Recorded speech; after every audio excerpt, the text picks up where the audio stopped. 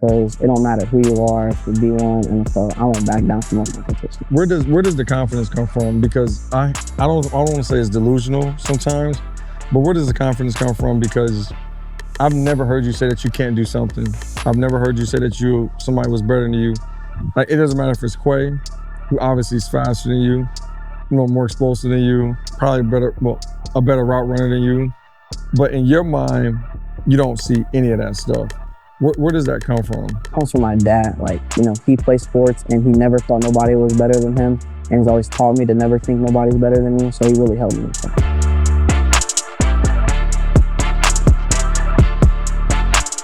This is my young boy, Jaydin Haller. He's going into 8th grade, and he's a young, talented receiver right now who, you obviously can't dictate the future of what things look like, but you can increase the chances and the success rate based on how he works. And he's a young dude that is learning how to work, has some talent. But Jayen, I wanted you to be on here because I think, one, I think it's always good to talk to players who have been where you're trying to go, older guys, but I also think it's healthy to get young people who are trying to go to those directions or go that path to be on and just kind of talk through the process early for you, because this process is so early. So let's first start talking about, where you are in the process, right? Like 8th grade, and you want to play at the highest level. Like you want to play in the NFL, and you've seen so many players in high school that have gone to college. You've seen so many players that are in high school that are about to transition to college. You got a couple players that's in your circle that are still in high school who are getting looks from colleges. Where are you at right now in your process? I'm on my work process. I'm getting ready for high school. I'm just trying to dominate my Yeah, what school? What middle school are you at? Summit Middle School. Summit Middle School. And talk to us a little bit about, when you say dominate, what does that look like for you? Being a leader for my team and just doing the best I can every game. Okay, you're gonna be a short answer guy. I got you. We're gonna have to get everything about you. So talk to us about your goals. Like what are the visions that you have for yourself as you go through this process? What is it that you ultimately want to do on the field as well as off the field? On the field, I want to get some offers next summer. And just really, whatever God's plan is, just take me to as far as I can go. Yeah. When you say on the field, you want to get offers, obviously that's a part of the plan. Obviously it's not the ultimate goal, and you're still trying to figure stuff out, right? So why are offers important to you?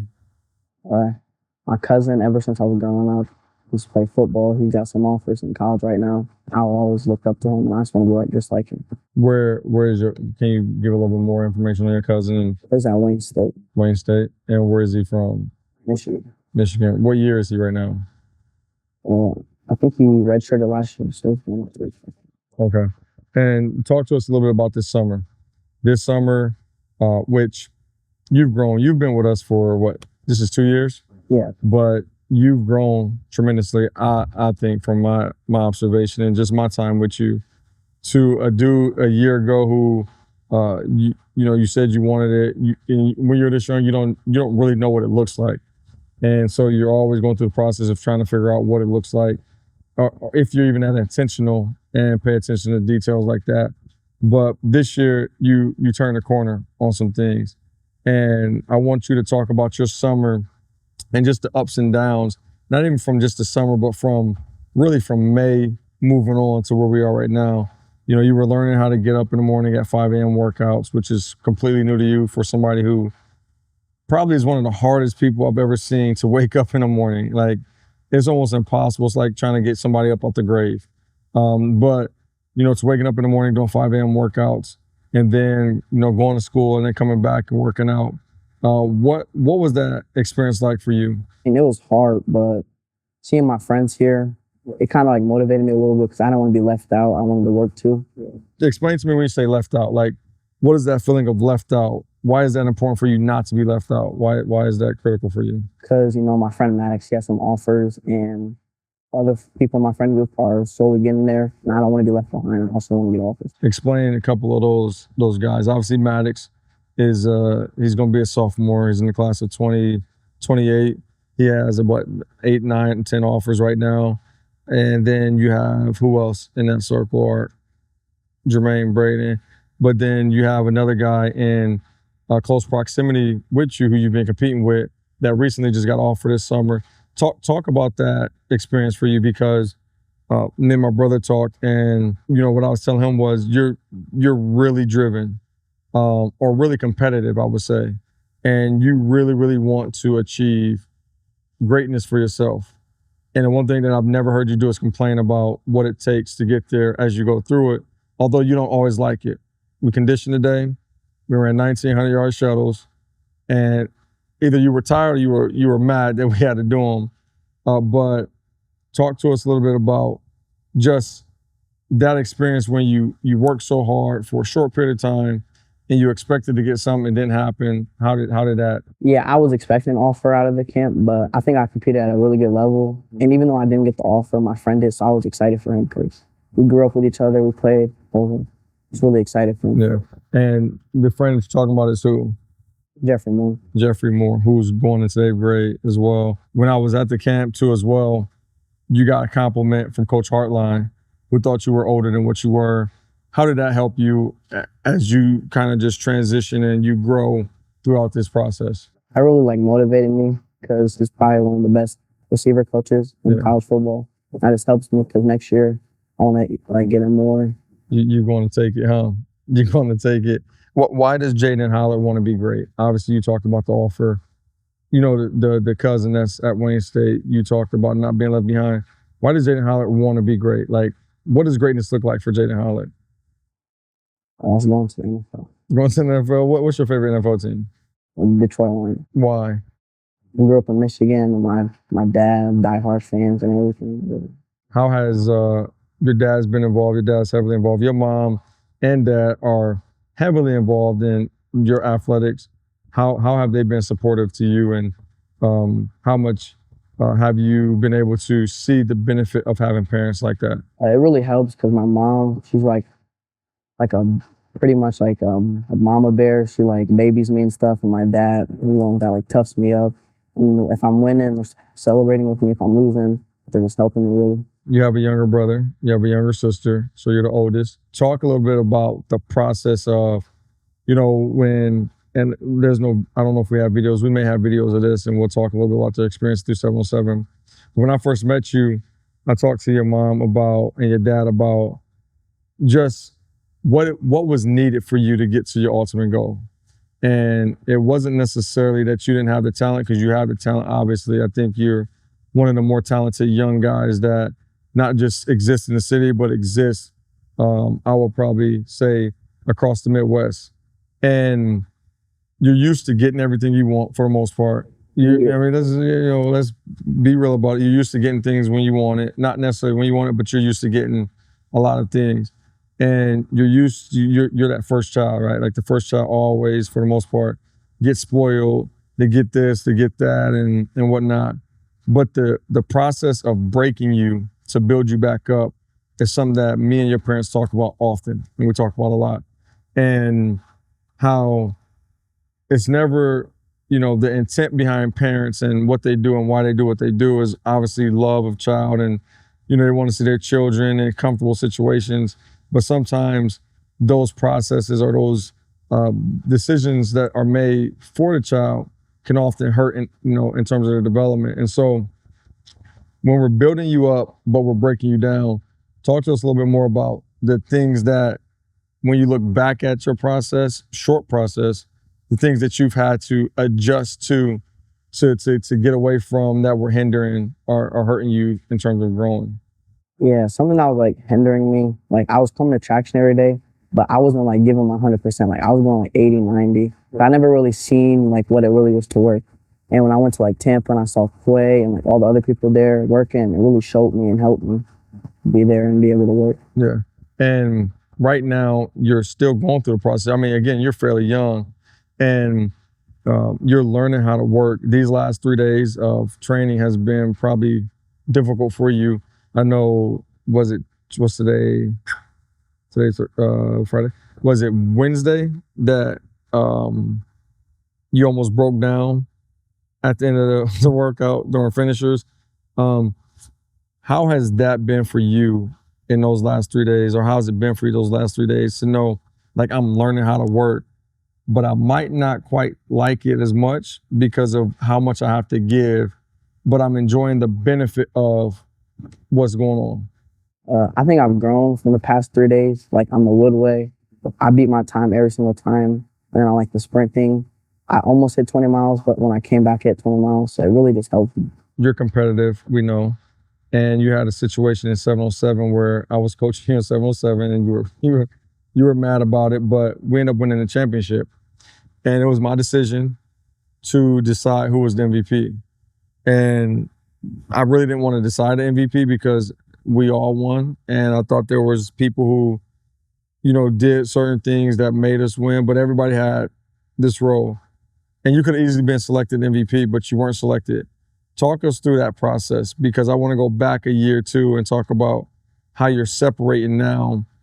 Or you started the separation process from being so local and thinking about the local side of it to thinking about the national side. But talk through that situation where you thought you should have been MVP, but you weren't. Yeah, I was mad. Well, even though we won the championship, I was mad I didn't get the MVP. Like back then, I was selfish, but now one of my friends gets MVP, I'm gonna cheer for them and stuff. It really just helped me grow from there. Talk a little bit more about last year. You remember when we went to Michigan and you were playing against a team that was local and there were friends on the team, and the outcome wasn't what we wanted it to be. Talk about the thought process or the mind that you had when you were that age or back then of really just trying to impress them and whatnot. And you look at yourself now and how much of a separation and growth you've made over that course of time. What was that mindset like? And obviously there's younger people who, just like you, who think so narrow and have a narrow mind, not because they don't have the capacity, but just because they've only seen what they've seen. What was that experience like last year? When we had lost to the team, I was like tripping out. Like I was mad. I was like throwing my gloves. And I knew I shouldn't have acted like that. So when we had talked, I just like really like got into it and like knew that I can't act like that no more. How hard was it for you to trust the process or begin to trust the process? Because this process was fairly new to you last year. Most young people don't know what it's like to trust the process, but you had to, get broken down to understand, like, this is what you should be looking for. This is what you should be IDing. This is what you should have knowledge of versus, you had a successful youth football career. And so everything that you saw was only local. How was it for you to learn to trust the process? Yeah, at first, I didn't really trust the process as much as I should have. So I was growing, but not at a rapid pace as I am now, because now I'm like trusting the process. I'm like growing even more than I really should have. And right now, because you get to see players like Quay, Maddox, Caden, Tay, Mylan, Brock, you see these players. What is that doing for you as you grow through this? It's motivating me because, I train with Quay and Maddox. I like watch them and I try to like do exactly what they do. And it really just helps me. What's the most difficult part about training with those guys? Trying to keep up with them, because they're older, they have more strength than me, and they've been through this process a little longer than me. What has Quay been for you over the time that you've known him? He's pretty much been like a big brother to me. Like he helps me, teaching me things, and like coaching me through it. What about Maddox? I wouldn't say big brother or little brother. That's like my closest friend, really. And he really just helps me and stuff too. And got a lot and everything. You had a successful middle school season last year. Almost, I don't want to say too successful, but it was kind of unfair as you went through it. What do you expect from yourself going into this year, knowing that people have grown, you have grown, you've worked tremendously, you've done everything that you can to put yourself in a position to have even a more dominant season? What are you expecting to see from yourself this upcoming season? I'm expecting to be like a really good leader and hopefully win a championship for my team. Who has the best hands in the facility? Why do you believe that? I don't know. We can do one hand, do competition, no matter. Who do you think is the most competitive player in this facility? Me. Why do you think that? because it don't matter who you are, if you're D1, NFL, I won't back down from no competition. Where does the confidence come from? Because I don't want to say it's delusional sometimes, but where does the confidence come from? Because I've never heard you say that you can't do something. I've never heard you say that somebody was better than you. Like, it doesn't matter if it's Quay, who obviously is faster than you, more explosive than you, probably a better route runner than you. But in your mind, you don't see any of that stuff. Where does that come from? It comes from my dad. Like, he plays sports and he never thought nobody was better than him. And he's always taught me to never think nobody's better than you. So he really helped me with that. Talk to us a little bit about your dad and his background, because people will know who O is. They just don't know O now. But talk about his background in regards to... From Africa, Congo. He came to the United States around 15 years old. He lived in Detroit. He played basketball and soccer growing up. And his experience of what he went through is pushing him to be, obviously, the father that he needs to be for you. But then to that point, O's willing to do anything to help you throughout this process or whatnot. When you talk to your dad and you see what he's went through, how does that help you propel yourself forward, knowing that he went through the struggles that he went through?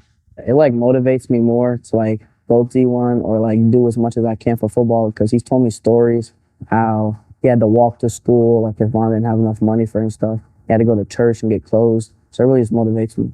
And you have a younger brother that plays football. Who's the better athlete? Do you believe that for sure? I mean, I know you're not going to disagree with yourself and you're going to say you are better, but talk a little bit about your brother, because you two obviously are two confident young people, young men. And, Jordan plays quarterback for now. And, he's a guy that, our young dude that is just really confident in his ability. I've never seen Jordan get down on himself or anything like that. How's that relationship with you and him? At home we kind of argue. Sometimes we don't argue as much, but he's as much as competitive as I am. He don't really think nobody's better than him. And he just wants to, I don't know. My mom says he wants to be like me, and I don't really see that. But what is Jaydin Haller? When you get finished playing a game of football, what does success look like for Jaydin Haller when you get finished playing a game of football? Not off the field, on the field. What is it that, when you look back, you want to say, this is what I accomplished? I want to say I went D1 and went to the NFL and just did as much as I can in football. What makes Jaydin Haller special? I would say my confidence, and now my work ethic is starting to get up there, and just my competitiveness. What about playing a receiver position? What makes you special? My deep threat. That's my specialty, going down the field and getting the ball. What would you tell somebody that's younger than you right now that is going through this process or trying to go through this process, the one that you're just now still learning about? Really just trust it and just keep your head down and working. And if you have your friends, like Caden, he was getting people around him that were getting offers. Like Ben, they didn't throw any shade toward them. They were encouraging them, and they worked, and they eventually got offers too. Talk a little bit more about traction. And I want you to talk about this because I'm biased, obviously, and I'm also real about it, but I'm biased. But from your perspective, how has traction benefited you in this short window of time since you started being a part of traction, regardless of what wins and loss records look like in 707? How has traction benefited you from a bigger picture? Well, it's definitely made me a better football player, but besides that, my mental toughness has gotten a lot bigger. I didn't like doing the dishes. It just disgusts me. Oh, you do dishes now still? Yeah. Okay, good. I'm actually your parents. Do the dishes and stuff, and it just really helped my mental a lot. Explain that a little bit more. Elaborate a little bit more on how it's helped you. Give us the old Jaydin and give us this new emerging Jaydin and who he's becoming. The old Jaydin, he thinks he knows it. Selfish, but the new Jaydin, he cheers everybody on around him and tries to be a leader, and he's still trying to win everything. What would you say to somebody your age that is looking for an opportunity to develop and get better?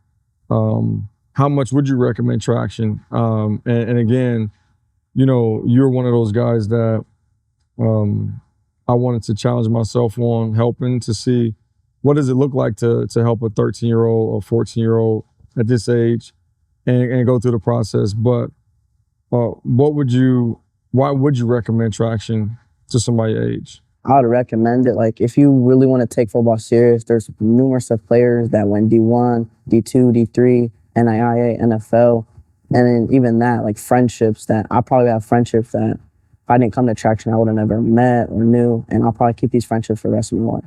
How much exposure have you had in these last 2 years since you've been around? How much have you been exposed to, whether it was colleges, whether it was players, relationships, whether it was just the process, the principles of the process? How much exposure have you had? I've seen like a lot now, like when you go to like the Under Armour camps, that you're not just the best, you might be the best one in your city, but there's another dude that's best in their city. So, I mean, you got to compete with them. How does that help your thought process? Because you went to LSU and had a really good camp. You went to Ohio State, had a really good camp. You've been to Indiana and had a really good camp. And then you had the Under Armour camp and you had a really good camp. What other camps? Was that the only camps that you've been to? Yeah. And then talk to us a little bit. I know we talked about the offer, and I won't obviously state the school or whatnot, but talk about as you move forward, what are the things that Jaydin Haller is working on, focusing on to improve so that when we get around to next summer, not that offers are end all be all, but they are important in the process depending on where you want to go. Talk to us about what Jaydin Haller is working on right now to get to that process or get to that point where you can take the next step in your process. I'm working on getting stronger and faster because I believe like the coach, if I was bigger or like faster, I would have got had a better chance of getting an offer. What's your favorite school? LSU, Alabama, and Ohio State. But number one is Alabama. Alabama. Why is Alabama your number one school? I grew up watching them, and that's all I knew really. Like my first college football team I ever knew was Alabama, and they win a lot. I would say they're the best team of all time. Really? All right. Talk about those top three schools. For a receiver, what do those schools provide for a receiver? Ohio State, that's arguably receiver U, or LSU. They have numerous of guys that went to the NFL. And at Alabama, there's a lot of receivers like Ryan Williams right now. Yeah. It's just good school. Cool. You got anything else? I'm over here sweating.